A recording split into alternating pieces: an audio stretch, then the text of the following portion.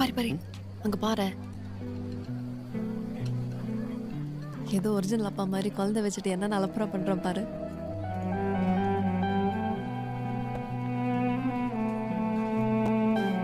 Joker கெட்டப்ப அவனுக்கு பக்கா. சாப்பிட்டியா?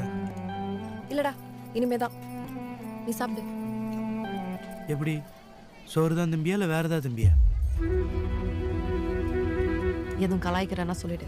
உங்களை யாரும் கலாய்க்கல மேடம், நீங்கள் தான் அவனை ரொம்ப நாளாக கலாய்ச்சிட்டு இருக்கீங்க. பாரு பாரு அங்க பாரு. ஏதோ ஒரிஜினல் அப்பா மாதிரி குழந்தை வச்சுட்டு என்ன அலப்புறா பண்றான் பாரு.